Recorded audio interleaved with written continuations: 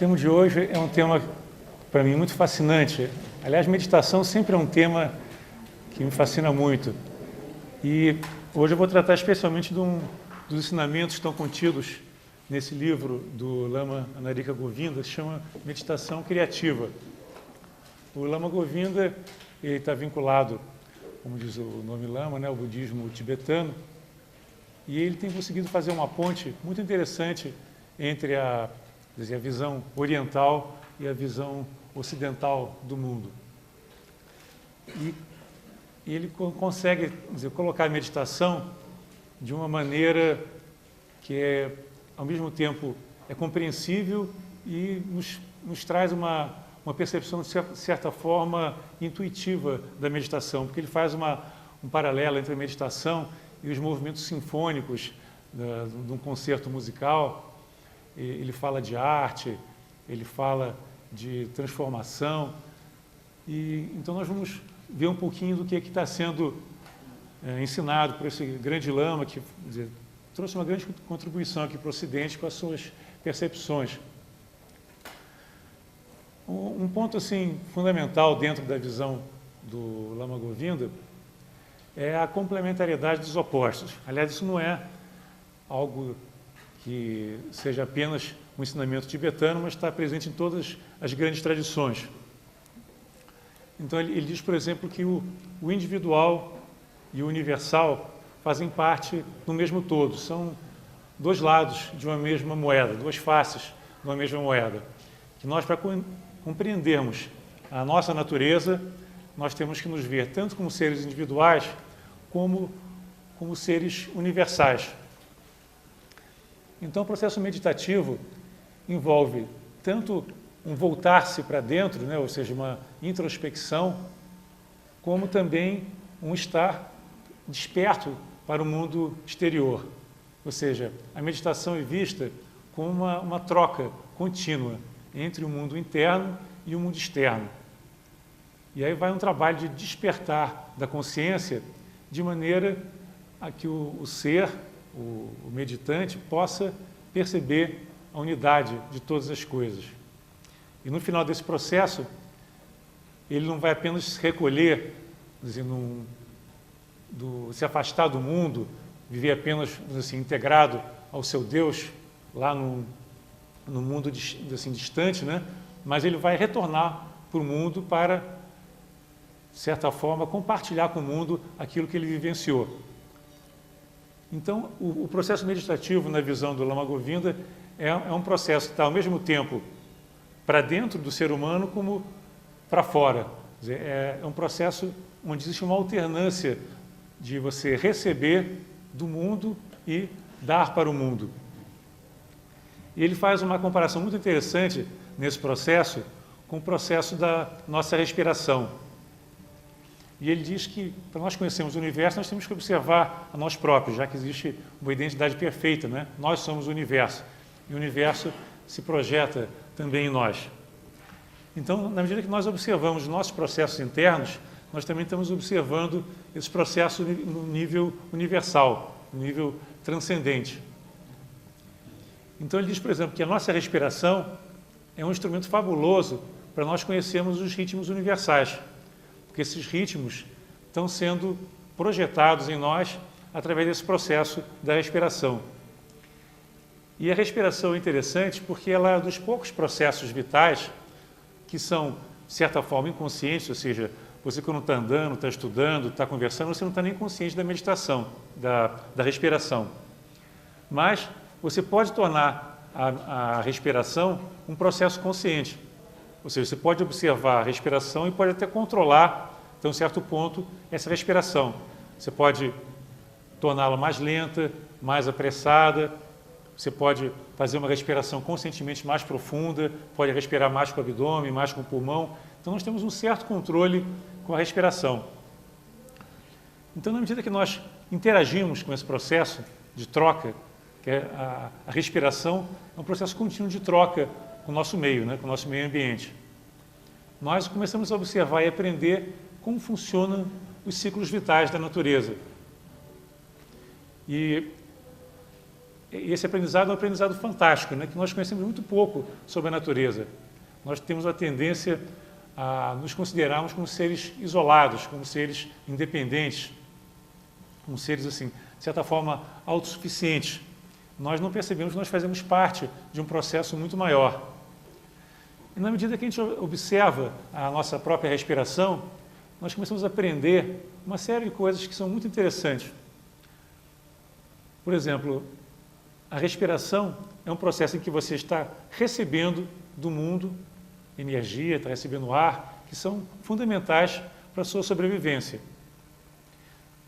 Qualquer pessoa que pare de respirar por alguns minutos que seja, não consegue sobreviver. Se você conseguir ficar sem respirar durante 5 minutos, isso é um grande feito. Então, o tempo que nós conseguimos controlar e passar sem respiração é muito curto. Então, nós dependemos do mundo externo para a nossa sobrevivência. Então, essa é a primeira percepção que a gente pode abstrair observando a meditação, que nós estamos trazendo o exterior, o mundo externo, para dentro de nós, na medida que nós inspiramos. E, por outro lado, quando nós expiramos, nós estamos jogando para fora alguma coisa de nós. Nós estamos dando do nosso ser para o mundo. E vocês vejam que o ar que nós respiramos é um só. Não existe o meu ar, o seu ar e o ar dele. É um ar só. Então, quando nós trazemos para dentro de nós esse ar e essa energia prânica, né, como nós chamamos, nós estamos trazendo o mundo e todas as pessoas para dentro de nós também. Se o ar é o mesmo, eu inspirando, eu estou trazendo o ar que as pessoas estão respirando. Então, eu estou compartilhando em nível de atmosfera, em nível energético também, a minha natureza com a natureza do mundo. Então, se nós começamos a observar esse processo, nós vemos então que nós não somos tão independentes do mundo como nós imaginávamos. Nós temos que, ao mesmo tempo, depender do mundo para trazer o ar e a energia para dentro de nós, e, ao mesmo tempo, nós não podemos reter esse ar. Você experimenta reter o ar durante alguns minutos, vocês não conseguem, tem um momento que você tem que soltar. Então, isso já nos ensina uma lição. Nós primeiro dependemos do mundo para poder absorver o ar. E nós não podemos reter esse ar, nós temos que doar esse ar, vamos dizer assim, temos que exalar esse ar e deixar com que ele saia para o mundo. Se nós fizermos um paralelo entre esse processo e a nossa vida, nós vemos que a vida é um processo de fluxo. É um processo em que nós estamos continuamente dando e recebendo. O inspirar é o receber e o expirar é o doar. Então, é uma grande ilusão nós acharmos que é possível nós vivermos sem dar, ou que nós possamos viver sem receber. Então, isso já nos ensina algumas lições. Então, o Lama Govinda fala, por exemplo, que essa dependência do mundo externo nos gera uma certa humildade, porque na medida que nós percebemos que nós dependemos de algo que não é nosso, vamos dizer assim, algo que vem de fora para sobrevivermos, ou dependemos de uma realidade, de uma energia superior para que nós possamos continuar a existir, isso nos torna, de certa forma, dependentes desse mundo exterior. E quando nós percebemos isso em profundidade, isso nos torna mais humildes, quer dizer, nós não somos tão independentes como nós imaginávamos. Nós dependemos desse ar, dependemos de todo esse contexto que existe do lado de fora. Se, por exemplo, houver uma agressão ao meio ambiente e o ar se tornar muito poluído e irrespirável, nós vamos sofrer, assim como todas as pessoas à nossa volta vão sofrer também. Então, essa humildade de saber que nós dependemos do nosso meio é uma primeira lição. O reverso também é verdadeiro. Nós não podemos reter o ar indefinidamente.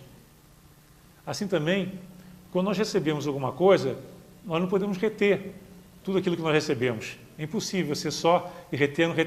Chega um ponto que você tem que dar. Então, a vida está sempre nos ensinando que é necessário dar. Nós não podemos reter indefinidamente. Se uma pessoa inspira e retém o ar durante muito tempo, ela começa a se envenenar. Da mesma forma que se ela se alimentar e não evacuar, ela vai se envenenar também, ela vai ficar doente. Então, sempre que você recebe alguma coisa, você tem que estar pronto para soltar, para liberar. São Francisco de Assis já dizia, né? É dando que se recebe. Ou seja, para que você possa receber, você tem que doar. E você doando, automaticamente, você cria um vácuo, vamos dizer assim, você cria um espaço para que o novo possa penetrar. Na hora que você expira, você se esvazia e se predispõe a receber o ar fresco, o ar novo. Então a vida é exatamente esse processo de troca, em que nós estamos nos esvaziando daquilo que é inútil para nós, e toda acumulação é inútil, e em função disso nós estamos nos tornando aptos a receber o novo, a receber aquilo que nós precisamos. Então a vida é uma troca contínua. Se nós recusamos a jogar esse jogo da troca, nós adoecemos, nós nos tornamos doentes. Então, entender que a vida é movimento, que a vida é fluxo, que a vida é transformação. E nesse processo nós estamos interagindo continuamente com o mundo, é uma sabedoria que vem dessa primeira observação simples, que é a observação da nossa respiração.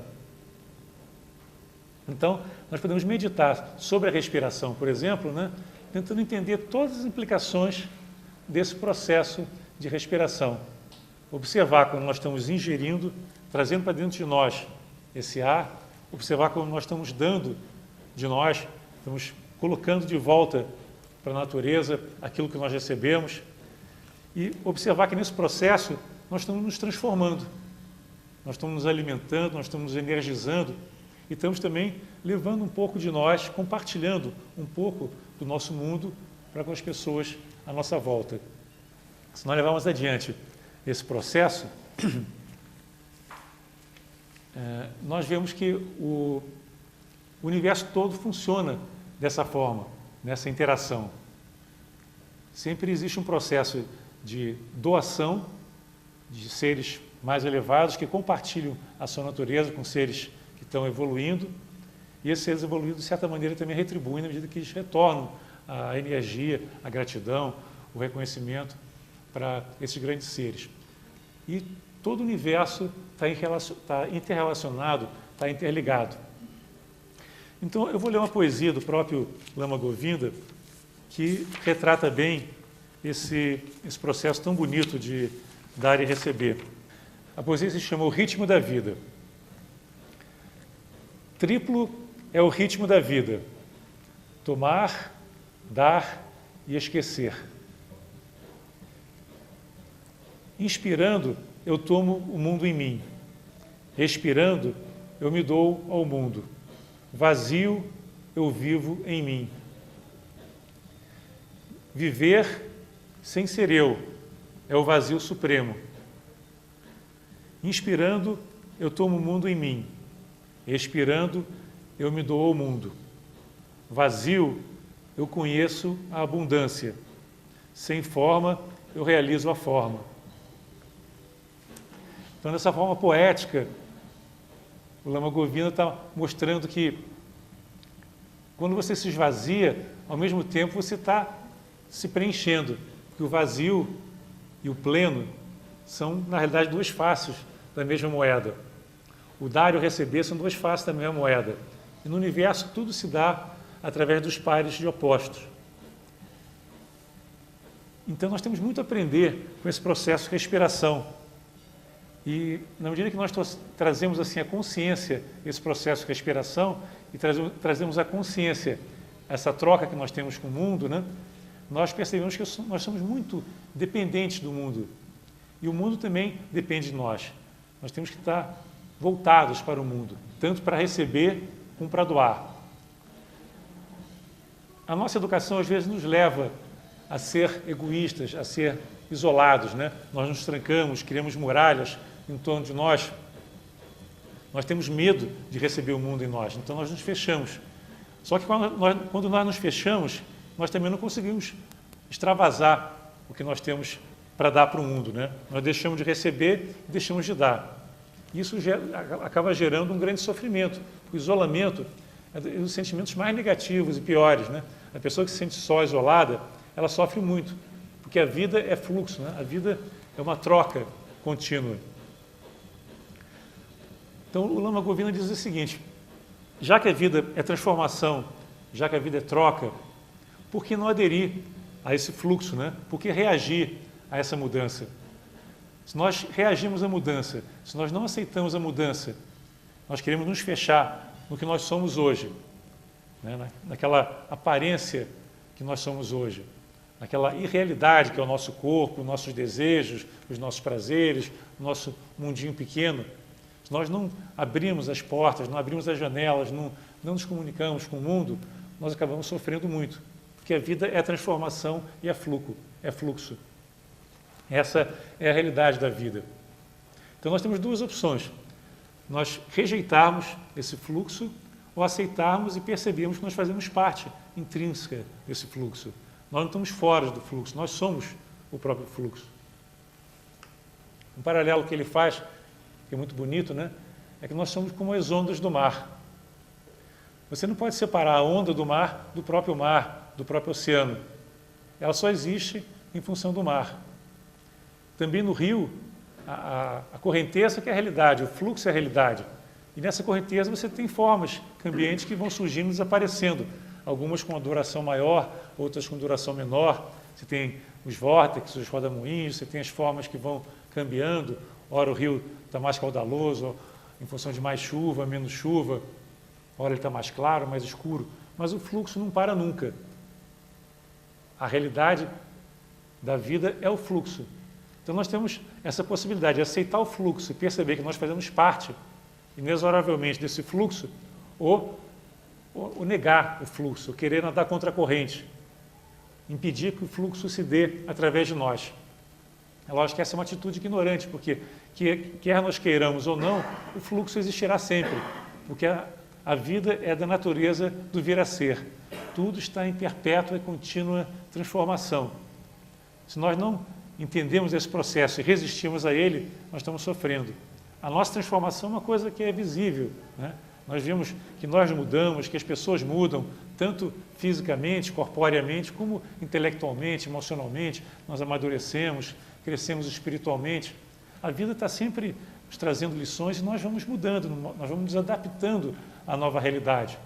Assim como o rio que está fluindo em direção ao oceano, ele está se adaptando, ele vai se curvando aos obstáculos até chegar ao seu destino. Se nós não nos curvarmos aos obstáculos, se nós não nos adaptarmos à vida, não seguimos esse fluxo naturalmente, nós vamos estar dando cabeçada, vamos estar sofrendo e vamos nos tornar amargos e insatisfeitos.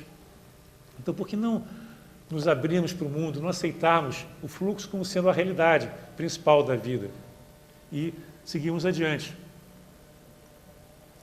A física moderna, ela dá um embasamento muito interessante a essa visão de fluxo. Até, assim, alguns séculos atrás, um século e meio atrás, aproximadamente um século, o conceito corrente na física era que o universo era composto por partículas materiais, por átomos e depois por partículas subatômicas que eram a base do universo. Hoje, a física moderna já entende que não existem partículas que sejam a base da matéria. Quanto mais se penetra na matéria, mais se percebe que as partículas e a matéria são, na realidade, uma abstração. E uma partícula não pode existir por si só. Ela existe sempre dentro de um contexto. E uma descoberta que intrigou muitos cientistas foi descobrir que partícula e onda se confundiam. Um elétron, por exemplo, ora é descrito como onda e ora é descrito como partícula. E o comportamento depende do contexto em que o elétron é observado e medido.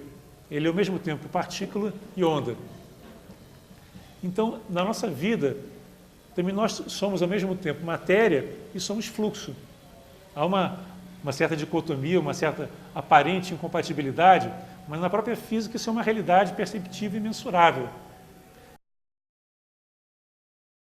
Ou seja, somos da natureza do movimento ondulatório, que é observado na física quântica, e nós somos ao mesmo tempo partículas materiais, na medida que nós somos indivíduos, nós somos seres individuais que estamos nos expressando num certo momento, num certo local, no tempo e no espaço. Então, ao mesmo tempo que nós temos uma individualidade, essa individualidade está fluindo. e ela flui de uma maneira que pode ser colocada como ondulatória. Nós trabalhamos dentro de ciclos. E a própria respiração que eu mencionava é um desses ciclos. Toda a nossa vida é uma transformação cíclica. O pulso é cíclico, o coração bate ciclicamente. Nós estamos imersos numa vida que é totalmente cíclica, né? São os ciclos solares, ciclos lunares, ciclos estelares, e nós somos profundamente influenciados por esses ciclos, e nós somos unos com esses ciclos. Os dias e as noites, né, afetam totalmente a nossa vida, né? Assim como os nossos estados de estar desperto, de vigília, e estado de sono, quando nós estamos dormindo. Então, é intimamente ligado ao ciclo do movimento da Terra em torno do Sol e movimento também de rotação da Terra. Então, as estações e a alternância de dias e noites são ciclos que fazem parte muito intrínseca da nossa vida, assim como a respiração, como todos os movimentos internos orgânicos que nós temos são movimentos cíclicos, né? E a nossa vida passa também por ciclos, que alguns psicólogos falam de ciclos de 7 anos. Então, nós temos ciclos dentro de ciclos que vão nos afetando das mais diversas formas. Então, tudo está fluindo e tudo está fluindo em ciclos e em espirais. A transformação sempre se dá em estágios, em etapas. E nós estamos sempre aprendendo, modificando, e esse processo não para nunca. A própria morte faz parte do ciclo, porque vida e morte também são alternâncias. Os místicos falam que a vida gera morte e que a morte gera vida. E vida e morte fazem parte do mesmo todo. Aquela questão da luz e sombra, positivo e negativo, masculino e feminino, todos os pares de opostos são, na realidade, uma coisa só. Então, vida e morte não poderia ser diferente, como dizia Platão. São parte do mesmo todo. Nós temos, então, que perceber esse processo de mudança, que é um processo contínuo, que envolve morrer para o passado, nascer para o presente e para o futuro, né? Está aberto, né, continuamente para a transformação, para que nós possamos nascer continuamente. Quando nós nos fechamos, nós morremos. O fechamento é a morte para o futuro, porque você está impedindo a mudança, você está impedindo o fluxo. Então, nós podemos chegar à conclusão que essa vida que nós temos, na realidade, não é uma vida nossa. É a vida universal que está se expressando através de nós. A vida está sendo vivida através de nós. Nós somos um instrumento dessa vida universal. E essa vida se manifesta ciclicamente através de nós e nós nos transformamos em função de ciclos os mais diversos. Aí certas pessoas vão dizer, poxa, mas se tudo é um ciclo que está pré-determinado, então eu sou um joguete do destino. Essa é uma visão desse mecanicista, né, determinista, que é muito negativa. A resposta é não. Esses ciclos fazem parte de nós. Nós não somos apenas um joguete, que nem um barco que está perdido no meio de uma tempestade no oceano. Esses ciclos estão dentro de nós, fora de nós, e fazem parte do todo. Nós somos como células dentro do organismo maior. A célula não é separada do organismo. Você não pode tirar a célula e achar que ela vai existir independente do organismo, do nosso corpo, por exemplo. Ela só tem existência em função dessa vida orgânica que existe no nosso ser. Então, nós também só temos existência em função do contexto em que nós vivemos. Nós somos parte de todos maiores e todos menores. Nós fazemos parte de comunidades, como a da Sociedade Teosófica, por exemplo, parte de grupos religiosos, parte de comunidades geográficas, a comunidade do país, a comunidade do próprio planeta Terra, que é a raça humana. Então, nós estamos dentro de diversos grupos, né? Diversas unidades, maiores ou menores. Nós interagimos continuamente em diversos níveis com esses todos, né? Cada célula faz parte do todo do nosso organismo e nós fazemos parte também do todo da raça humana, do todo do planeta, do sistema solar, da galáxia e assim por diante. Não há limite para essa inclusão que nós temos, porque a consciência que habita no nosso interior é a consciência universal e nada está fora dessa consciência. O que existe é a consciência universal.